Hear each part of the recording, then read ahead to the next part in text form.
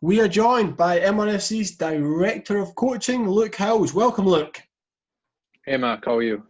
Good. Today's topic we're going to talk about is periodization and planning. Let's get straight to the questions. Luke, what is periodization? Well, I think in our case, when we talk about periodization, we're talking about training periods specifically.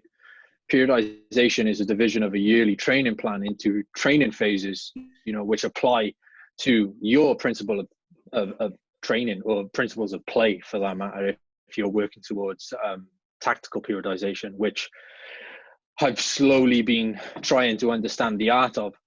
To talk a little bit more about actually what periodization is, it's developing a program, that's split into successive small units ranging from 1 week all the way to 12 months, realistically, with each segment of training, that targets specific types of principles or training, such as skills, tactics, fitness, those type of things. Most of the stuff that you would consider as attributes to be blended with a soccer team, realistically, from technical and tactical training. In regards to periodization, what are the phases or what are the blocks of periodization that you have? Yeah, so periodization, plans should be designed using a sequential approach. A well organized plan will result in desired psychological and physiological adaptation to the player or the team, whatever, if you're working with an individual or if you're working with a collective. During the phases of periodization, from preparatory being first, competitive being your second phase, and then into your transition and how you recover. Your preparatory phase is generally split up into general training and specific training, but that comes down to how you want to develop your periodizational plan over the course of your monocycle, which is your yearly plan.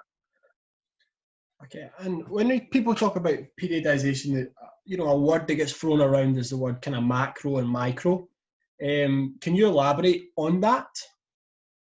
Yeah, of course. So like within your periodizational plan, there are sub phases of training, that can be further divided realistically into the following terminology. Microcycle, the easiest way to explain that is the shortest period of training, that usually is 1 week, but can vary from 1 week all the way to 4 to 10 days. Your mesocycle is a group of microcycles, usually 1 month, but again can vary from anywhere between 2 to 4 weeks. And then your macrocycle, which is a small group of mesocycles, usually 3 months, but can vary considerably. So that's kind of how I would break it down. Interesting. And this move things towards kind of MRFC specifically, and of course you're the head coach of the Girls 04 team. Can you elaborate a little bit on how you use periodization when planning, your first year with the girls? Yeah, absolutely. I think the best way to talk about it is, how my season realistically gets interrupted by high school season. As good as high school season is, selfishly, I would like that not to happen, but I completely support, high school season, high school sports.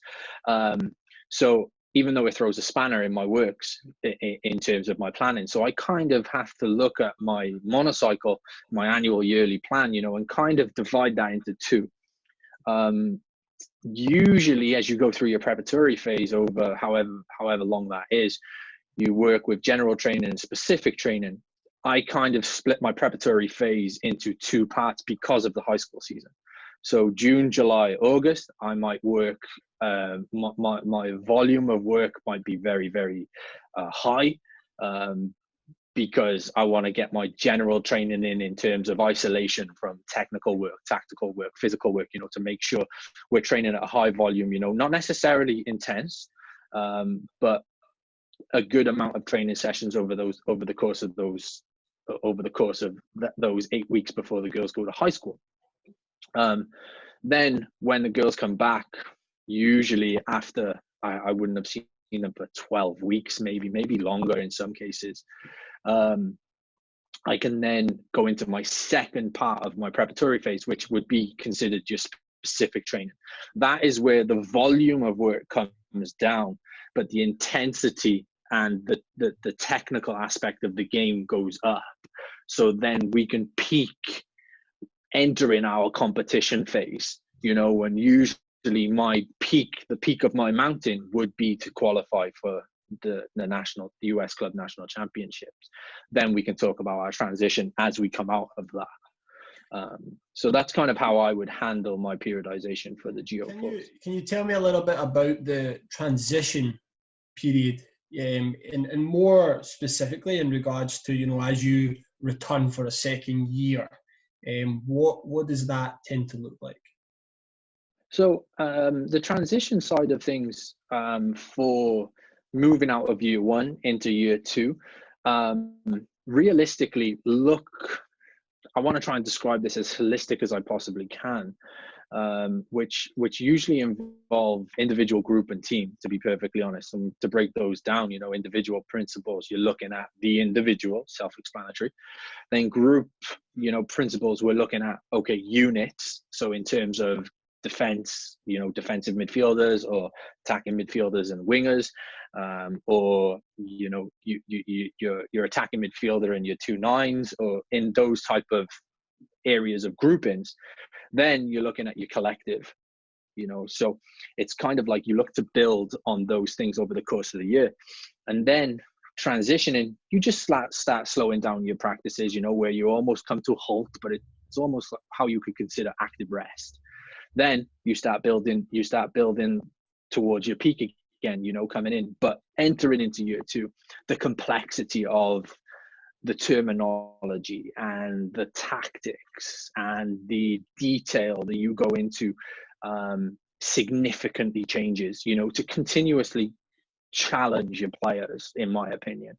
And I think that's how year one to year two goes. I think year one is about, planning and preparing your players for these type of things, because inexperienced players, and in particular youth players, are dependent on their coaches to develop these type of plans. And then year two, once they have bought into the process of periodization, in particular tactical periodization, it's about pushing the complexity even further and deeper and asking more of the players, can you understand it, and finding where their psychological bands are, where they max out, and how to get the best out of them to achieve ultimately the goals that the team has set at the beginning of the year.